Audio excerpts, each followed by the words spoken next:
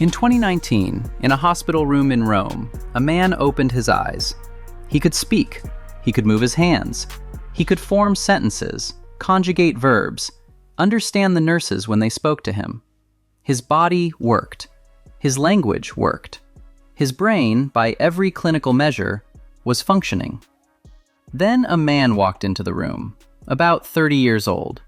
And this man looked at him and said, "Dad." And the patient, 68 years old, though he did not know that, thought, "Who is this person? He's 30. I'm 23. I don't have a son. I've never seen this face in my life." His name was Luciano D'Adamo. He'd been hit by a car. He'd been in a coma, and when he came out, 39 years of his life were gone. Not blurry, not faded, gone.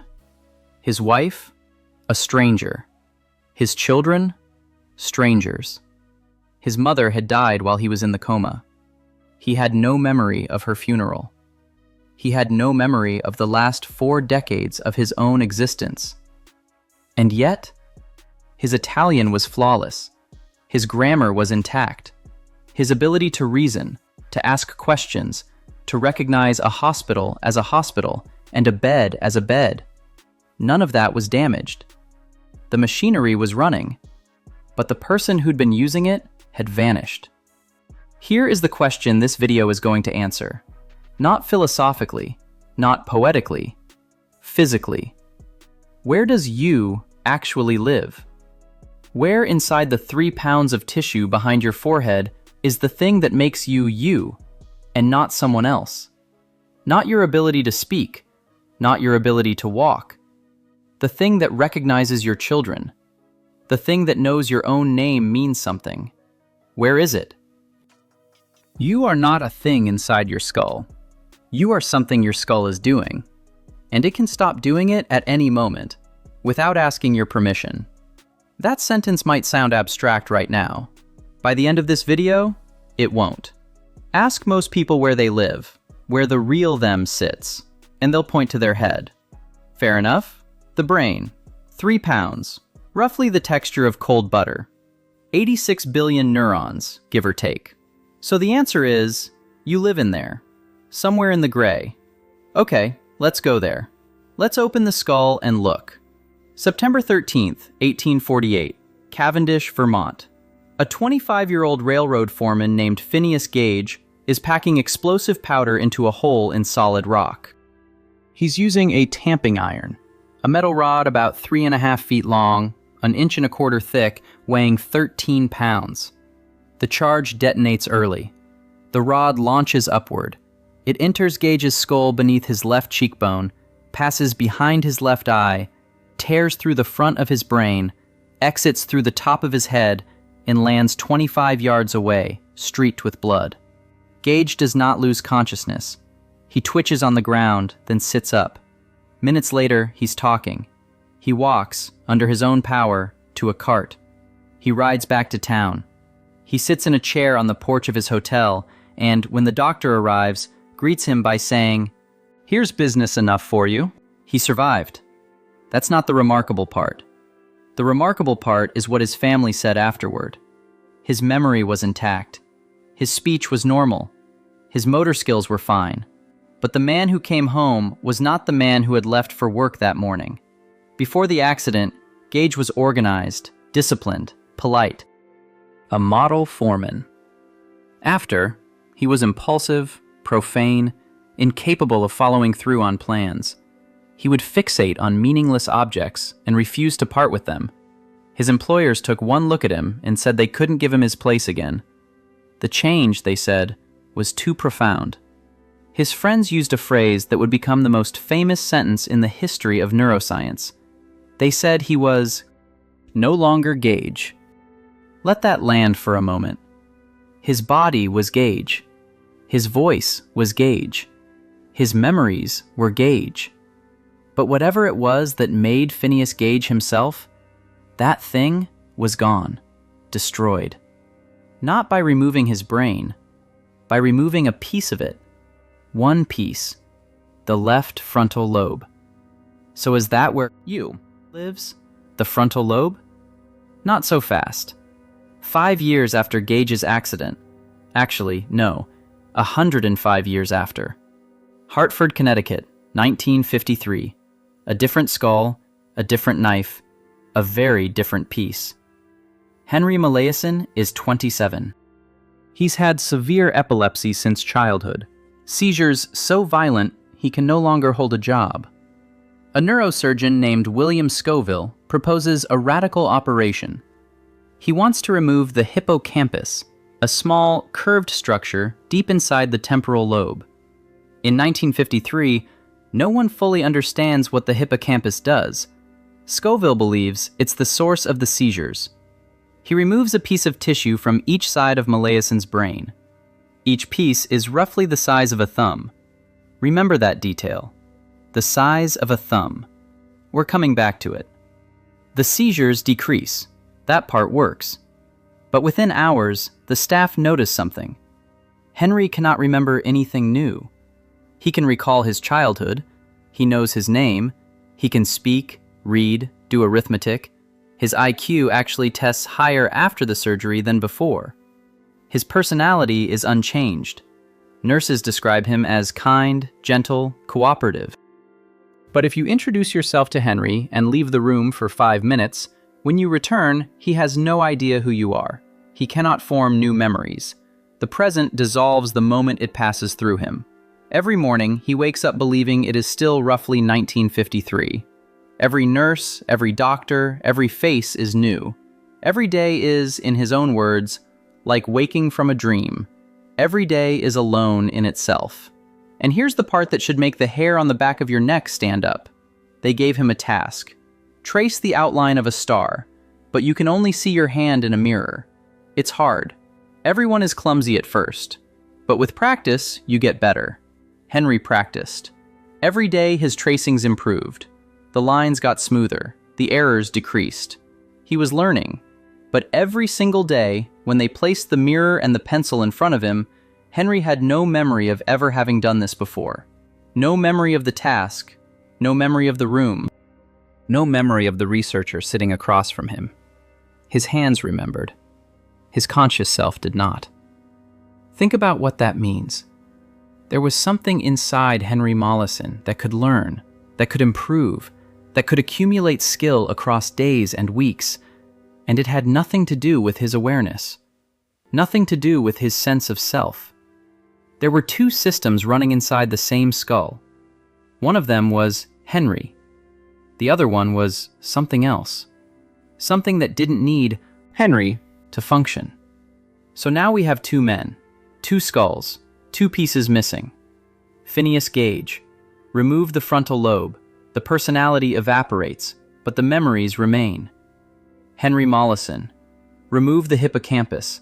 The memories evaporate, but the personality remains. If under you were a place, these 2 cases would point to the same address. They don't. They point in opposite directions. Your personality lives in one region. Your ability to build new experiences of yourself lives in another. Your unconscious motor learning lives in a third. They can be separated, they can be individually destroyed. So where does you live? A study from UCLA years later reconstructed the trajectory of the tamping iron through Gage's skull using modern imaging. What they found changed the picture. The rod didn't just destroy cortex, it shredded over 10% of the total white matter in Gage's brain, the wiring, the cables that connect one region to another. The damage wasn't to a room, it was to the hallways between rooms. The conversation between brain regions, that's what was severed. And that's what erased Gage's personality. Not a place, not a room. A pattern of communication between rooms. You don't live in any single part of your brain. You live in the way those parts talk to each other. You are not a location. You are a relationship between 100 billion neurons across 125 trillion points of contact, firing in a configuration so specific that, according to brain imaging research from the Human Connectome Project, your pattern of neural connectivity can identify you from a crowd of strangers with over 99% accuracy. Your brain has a fingerprint. Not the wrinkles on its surface, not its size or shape, the wiring. the specific way your regions are connected. That fingerprint is you. It is as unique as the one on your thumb, and far more fragile. That should feel like an answer. You live in the pattern, the connections, the wiring diagram. It sounds solid. It sounds like something that could be mapped, preserved, understood. Except it isn't solid, because connections are not structures, they're events. And events have a very specific property that structures don't. Events end. There are roughly 125 trillion synaptic connections inside your skull right now. Not neurons, connections, points of contact where one cell reaches out and touches another. If you counted one per second, it would take you 4 million years to finish. And right now, as you hear this, those connections are not static. They're firing, strengthening, weakening, rewiring. The pattern shifts every time you learn something, feel something, notice something, every time you ignore something. That pattern, not the cells, not the tissue, not the chemistry, that pattern is you. And it is not made of anything permanent. A neuron can live for decades. Some of yours have been with you since before you were born. But the proteins that make up that neuron, the molecules that sit in the synapse and determine how strongly one cell talks to another, those are replaced constantly. The building blocks cycle out and are rebuilt. Not over years, over hours. The material is always changing. The pattern persists. Think of a whirlpool in a river. The water moves through it. The whirlpool stays. You are the whirlpool, not the water. And that raises a question that sounds like it belongs in a philosophy seminar, but actually belongs in a neuroscience lab. If you are a pattern, not a substance, then what happens when the pattern has no limits? There's a man I haven't told you about yet, a man who remembered everything. Moscow, mid-1920s. A young newspaper reporter named Solomon Shereshevsky sits in the back of a morning briefing. The editor rattles off a list, addresses, names, assignments for the day. Every other reporter is scribbling notes. Shereshevsky sits still, hands in his lap, writing nothing. The editor, irritated, confronts him. "You're not paying attention. You're not engaged." Shereshevsky looks up, confused. He recites the entire briefing, word for word. Every address, every name, every instruction, in the exact order they were delivered. He thought everyone could do this. He genuinely did not understand that other people forgot things. The editor sent him to a psychologist. The psychologist, a young researcher named Alexander Luria, gave him a standard memory test. Numbers, words, some spoken, some written. Shereshevsky recalled them all, perfectly. Luria tried a longer test. Same result. He tried sequences of 70 items, 100, matrices of numbers, poems in languages Shereshevsky didn't speak. It didn't matter. He memorized everything. And not just in the moment. Luria tested him again years later, sometimes without warning, a decade or more after the original session. Shereshevsky would close his eyes and say, "Yes, that was in your apartment. You were sitting at the desk. I was in the rocking chair. You wore the gray suit." And he'd reel off the entire sequence, flawless, as though reading it off a page that only he could see. Luria studied him for 30 years. His conclusion, published in 1968, was a single admission of defeat. According to Luria, the capacity of this man's memory had no distinct limits he could find. No limits. Imagine it. Every conversation you've ever had, every face you've ever seen, every meal, every street, every song playing in a cafe on a Tuesday in 1937. All of it. Perfectly preserved, instantly accessible, never fading. You'd think that would make someone the most complete person alive. Actually, no. Let me correct that. You'd think it would make someone whole. But it did something else entirely. Shereshevsky had a condition called five-fold synesthesia. Every sense triggered every other sense. He didn't just hear words, he tasted them. He didn't just see numbers, he felt their texture. A voice could produce a color.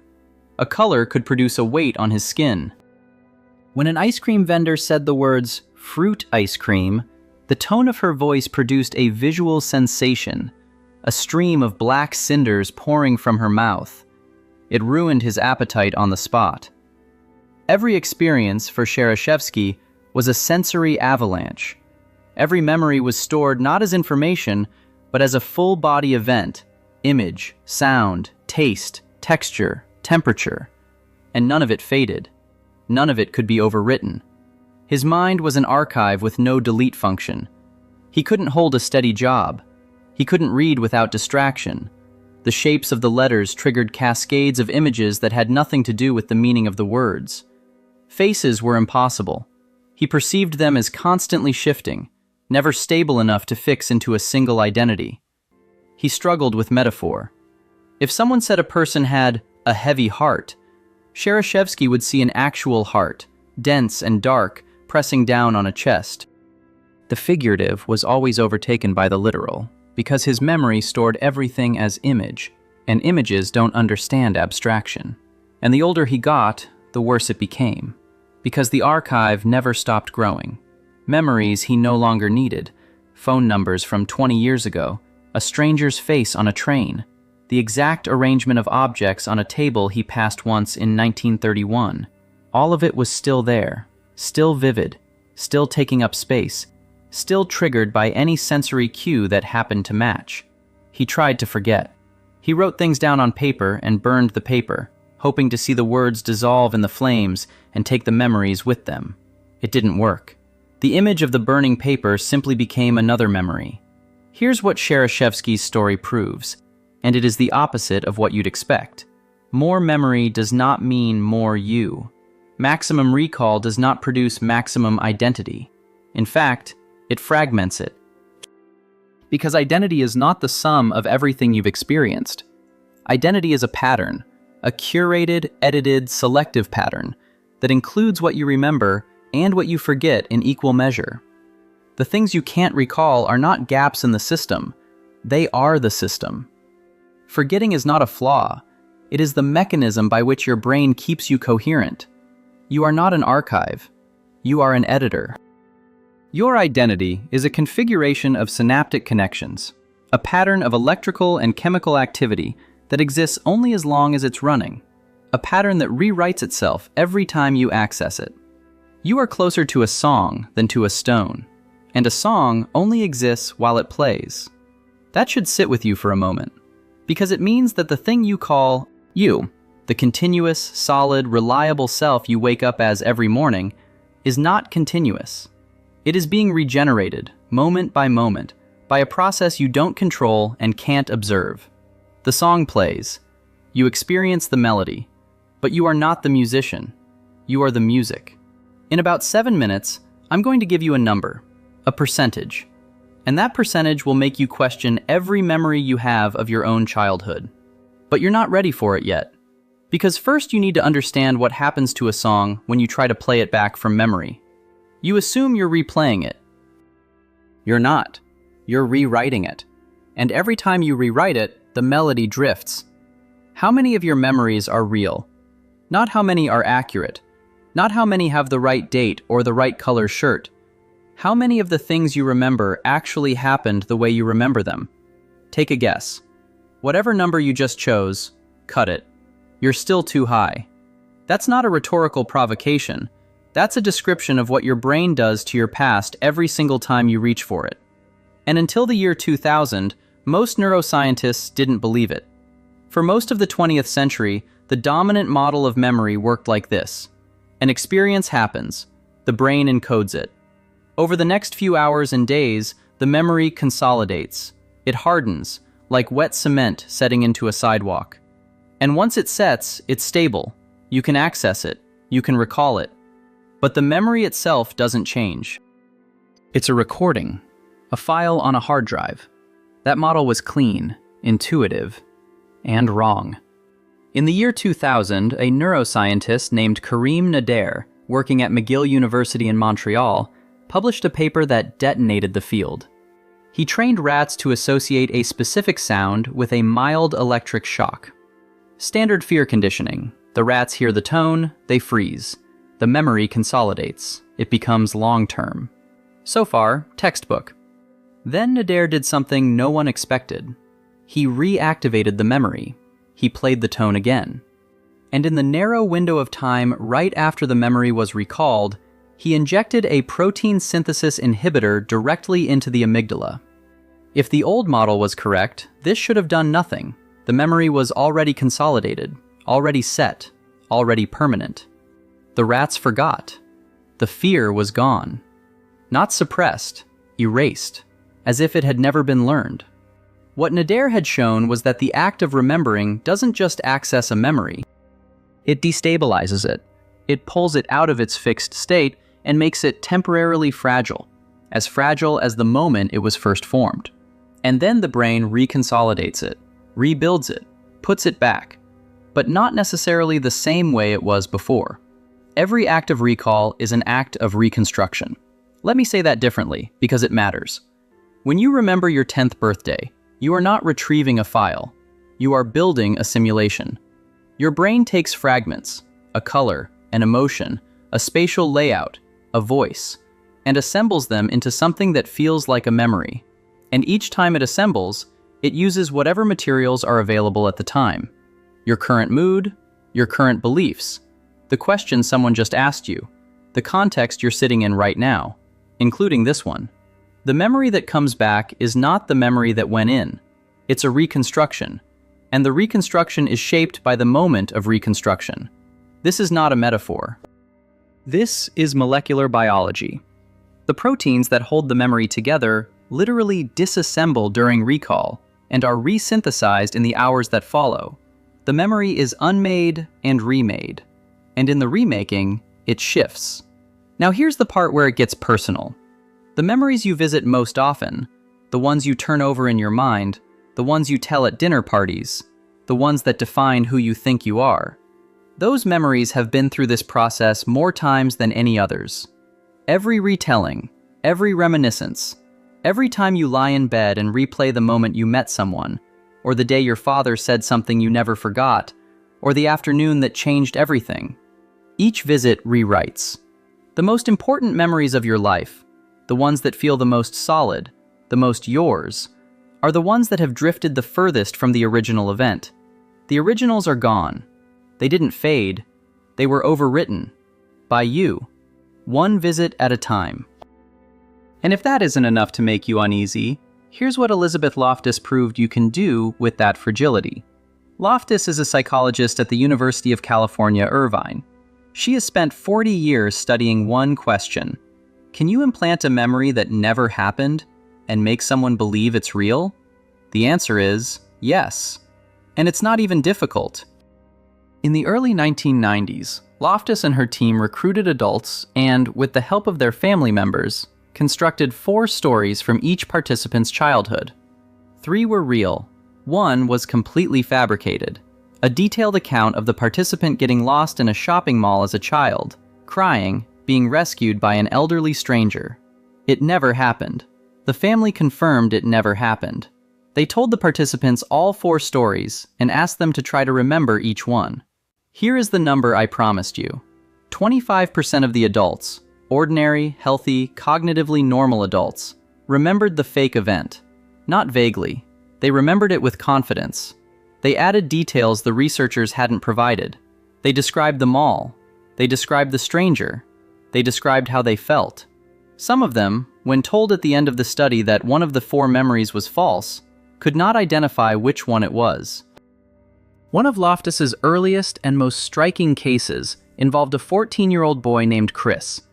His older brother helped construct the false memory. Chris, age 5, lost in a specific shopping mall in Spokane, Washington.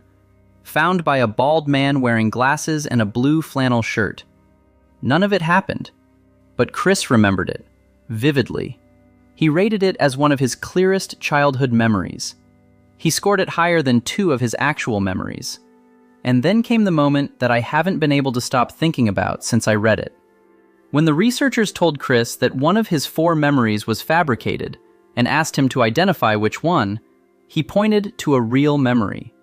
He chose a thing that actually happened to him and called it fake. The invented memory felt more true than the truth. Remember that. We're coming back to it. And when we do, it won't just be about Chris. So where does this leave you? You are a pattern. We established that. A pattern of connections. Not a place, not a substance. A song, not a stone. But now you know something else. The pattern is built on memories. And those memories are not recordings. They are reconstructions that change every time you access them. They can be altered by a leading question, a trusted voice, a family member's suggestion.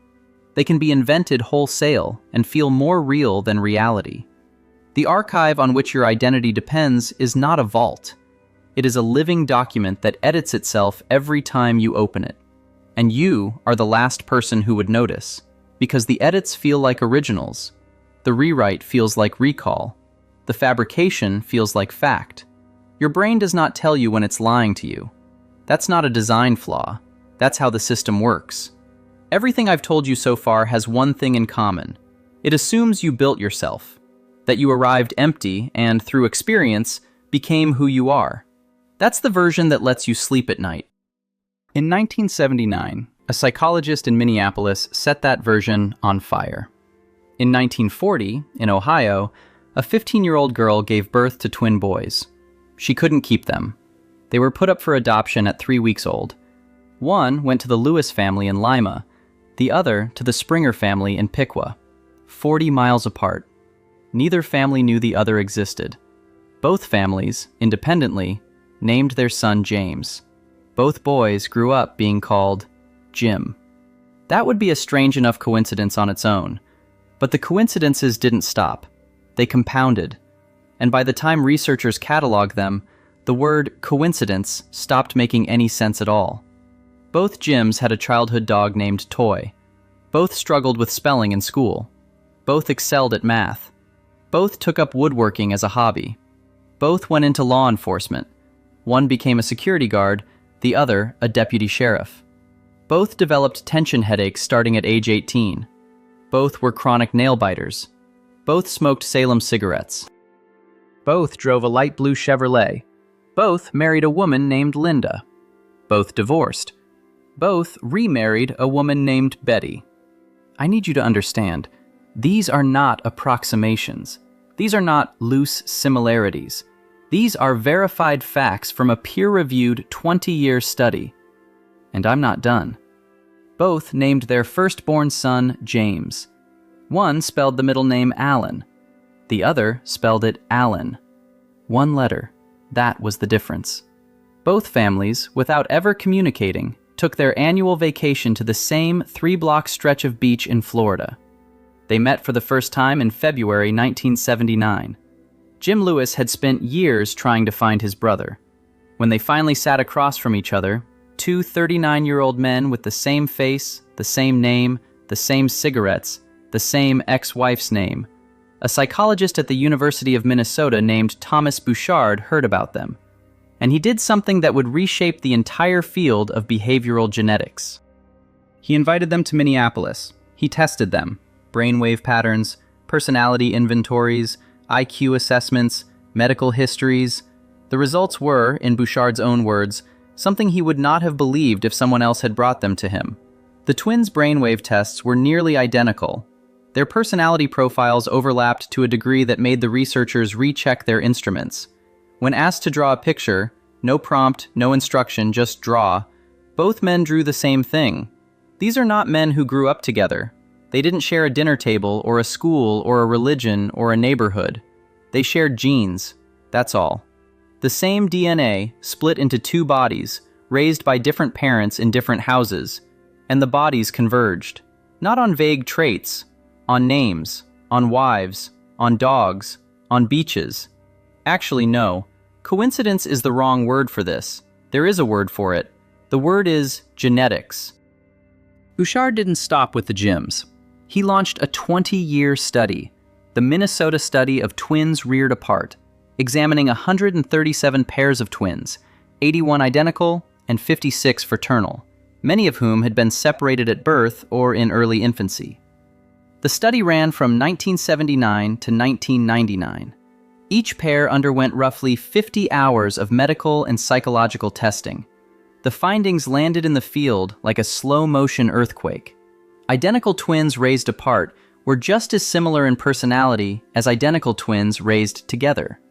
Read that again.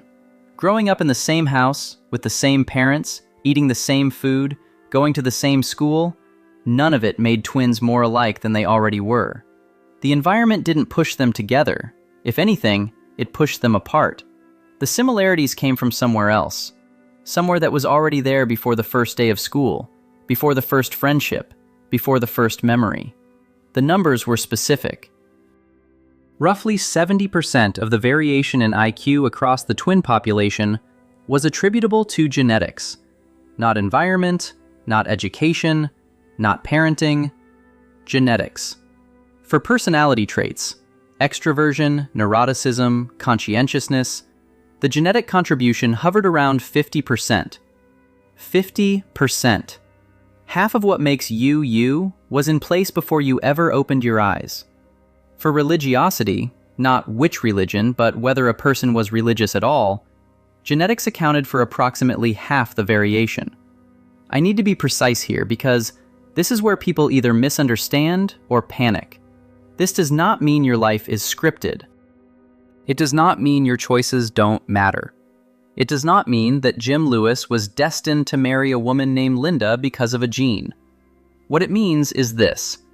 You arrived in the world with a blueprint. Not a detailed one, not a floor plan with furniture placement. More like a set of constraints, a range. Your genes didn't determine who you'd become. They determined the boundaries of who you could become. They set the walls of the room. You decorated it, but you didn't build it, and you didn't choose its size. The you that thinks it assembled itself through experience, through trial, through the accumulation of memories and choices and scars, that was building on a foundation it never laid. Half the structure was already standing when the first brick was placed. And now, put it all together.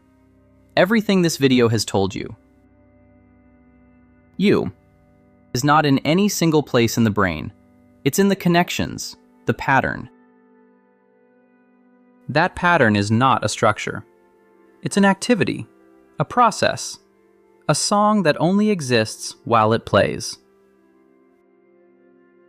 The song is built on memories, and those memories are reconstructions that rewrite themselves every time you access them.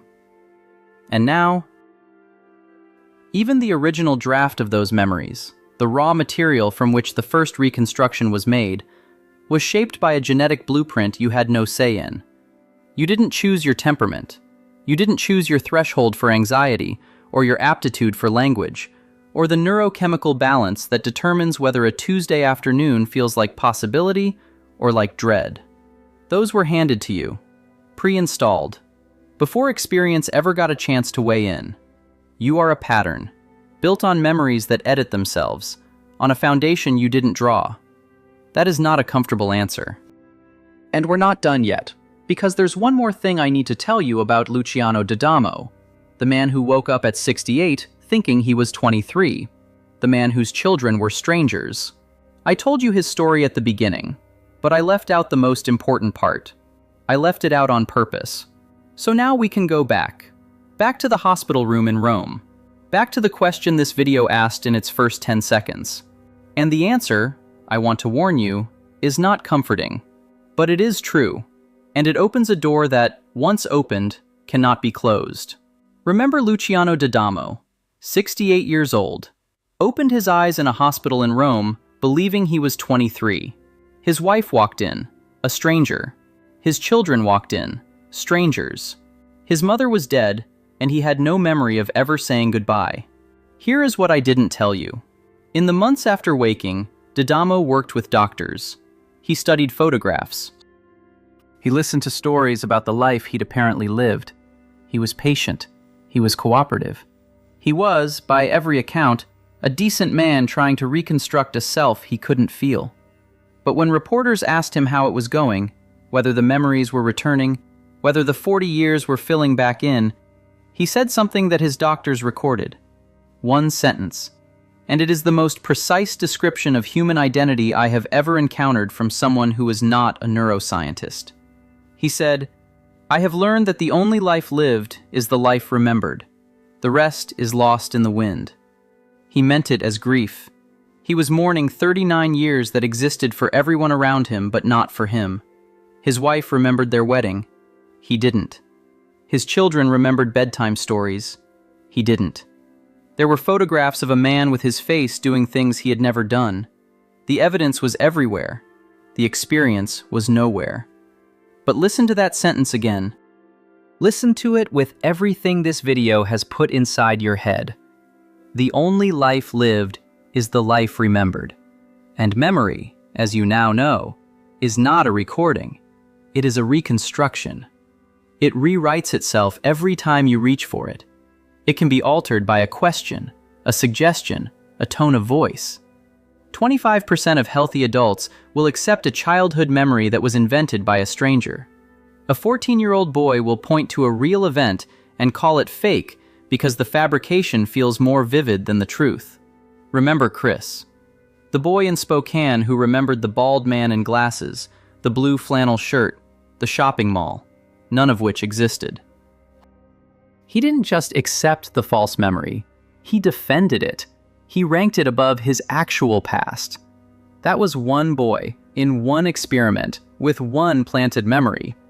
You have been running the same experiment on yourself for your entire life. Every night when you replay the day. Every holiday when you tell the same family story. Every quiet moment when you reach back for the thing that made you who you are. Each time, the memory disassembles at the molecular level. Each time it is rebuilt with whatever is available. Your current mood, your current fears, your current understanding of who you think you've become. And each time, the rebuilt version overwrites the previous one. You have no access to the originals. You never will. The difference between you and Chris is not that your memories are more reliable. The difference is that Chris was told one of his memories was false. You will never be told. There is no researcher waiting to debrief you. There is no reveal. You will go your entire life trusting an archive that has been editing itself since the day it opened. And you will never notice a single change, because each edit feels exactly like the truth. Now, remember Henry Mollison, the man with the thumb-sized hole in his brain? I told you his story in the first chapter, and I left something out. I left out the most important fact about his 55 years of living without the ability to form new memories. He was happy. Not performing happiness, not confused into contentment. The people who studied him, who saw him every day, who watched him greet the same researchers as strangers for half a century, described him consistently as kind, gentle, and genuinely at peace. Every morning, Henry woke up without the weight of yesterday, without accumulated resentment, without the slow, invisible corrosion that memory performs on experience, the way a beautiful afternoon becomes ordinary because you've had 1,000 of them, the way a miracle becomes routine because you remember the last time it happened. Henry couldn't remember the last time it happened. So every time was the first time. Is that a tragedy? I thought so when I started writing this. A man who can't build a future because he has no past. That sounds like a prison. But now I'm not sure. Because what is the alternative? The alternative is you. The alternative is a mind that drags every yesterday into every today, that reconstructs those yesterdays incorrectly, that mistakes the reconstruction for the original, and that uses the whole unstable edifice as the foundation for a sense of self that it defends as though it were a matter of survival. Henry didn't have that. Henry had the morning. Just the morning. And the morning was enough. I'm not telling you that forgetting is better than remembering. I'm telling you that Henry Mollison, the man without a past, was no less a person than you are. He laughed. He cooperated. He was kind. Something in him persisted, even without memory to anchor it. The pattern was still running, even though the archive was empty. Which means the pattern is not the archive. You are not your memories. You are something that survives when the memories are stripped away. Now come back to D'Adamo. The same brain he had before the accident. The same 86 billion neurons. The same skull, the same tissue, the same genetic code that had been running him for 68 years. But a different pattern. A different configuration. Different connections firing, different connections silent. the same instrument, but a different song. His wife listened to the new song and couldn't recognize the melody. His children listened and heard a stranger. Didamo himself listened and heard a young man of 23, bewildered by a world that had aged without him. Which version was real? The 68-year-old who existed in the memories of his family, but not in his own experience? Or the 23-year-old who existed in his experience, but not in anyone else's? Neither. Both. There is no real version. There never was. Not for Didamo, and not for you. There is only the version that's running right now. The pattern that is active at this moment, built on memories that have already been rewritten, on a foundation of genes that were laid before your first breath. The version from yesterday is gone. Not stored somewhere, not sleeping. Gone.